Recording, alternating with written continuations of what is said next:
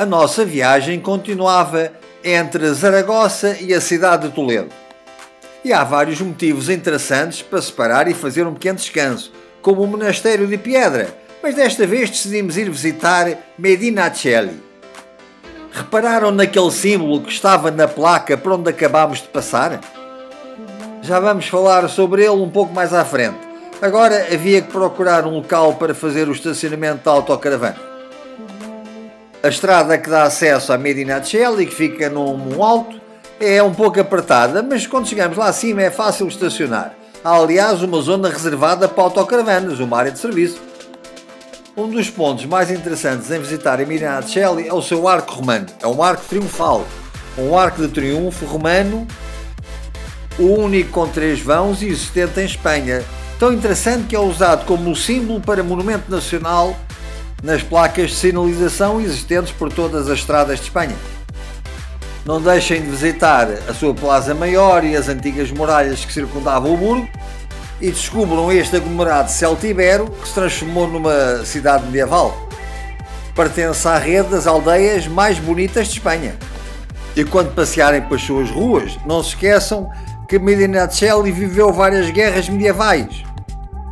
Foi um local muito importante durante a reconquista da Península Ibérica aos árabes e tem a honra de aparecer no poema do Cid.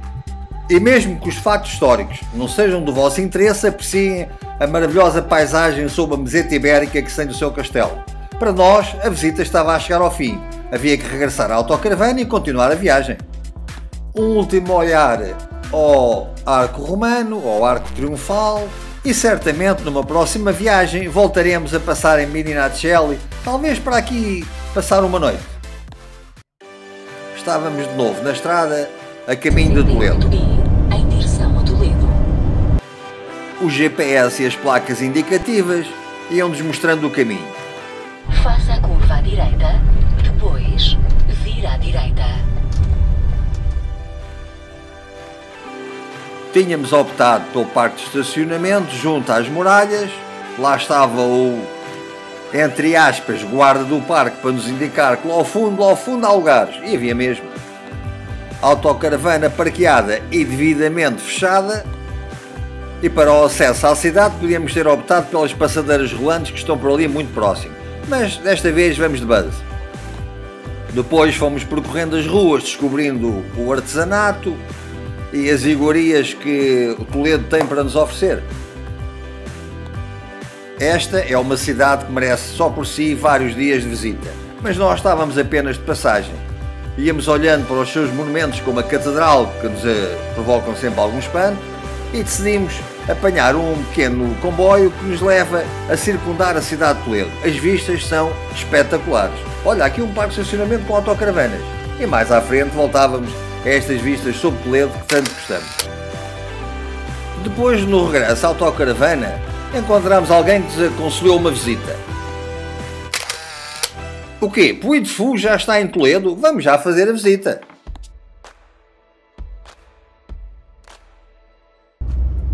Após 200 metros, vira à direita.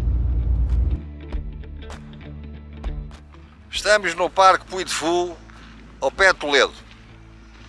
Conhecemos muito bem o Parque Puy de Fou em França, onde já se esteve mais que uma vez. Aqui em Toledo é a primeira.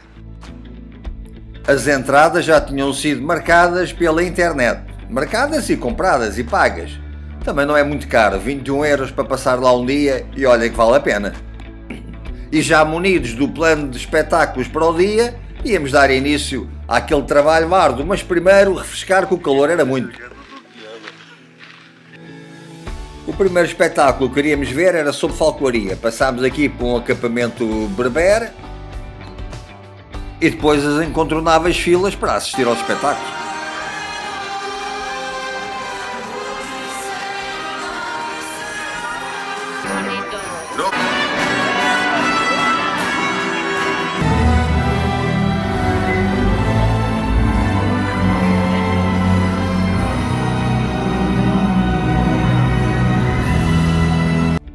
Estas imagens não dão a ideia do espetáculo sobre falcoaria que muito gostámos, dos melhores que assistimos até hoje, mas estava na altura de fazer a refeição do dia. Pelo preço até estava bastante bom e tinha um certo ar medieval. A incontornável fotografia para mais tarde recordar e um brinde aos companheiros. A seguir, iríamos assistir à partida do Cristóvão Colombo para a sua descoberta do Novo Mundo. Vamos lá então.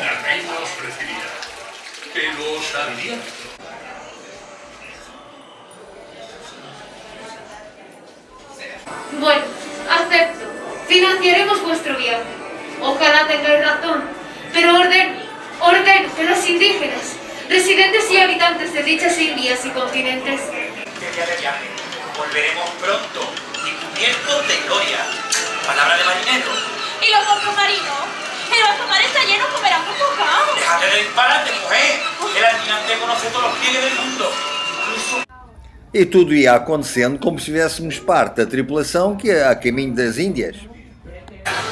Serán pocos días. La ruta no es muy larga hasta Zipán. 800 leguas después de las Canarias, exactamente. E nem nos livrámos de uma grande tempestade que atingiu a Santa Maria, a nau do Colombo.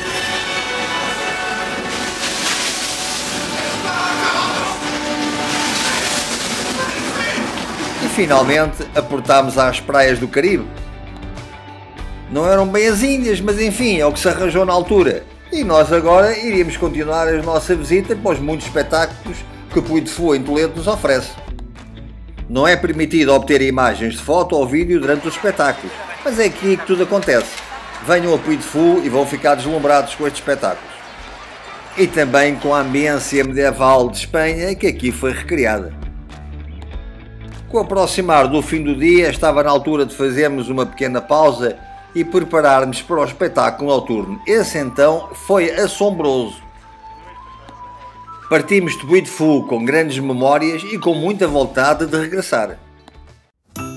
Mas tínhamos o compromisso de estar presentes no programa da RTP1. Havia que continuar a viagem. Agora uma paragem em Badajoz para um pequeno descanso e passar a noite.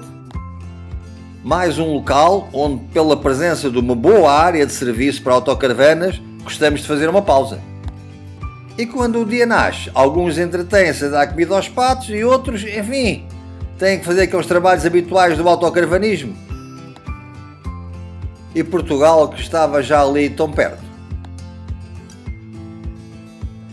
No regresso à estrada, despedíamos das placas com as indicações em espanhol e passaríamos a vê-las escritas na nossa língua, que tanto gostamos, o português.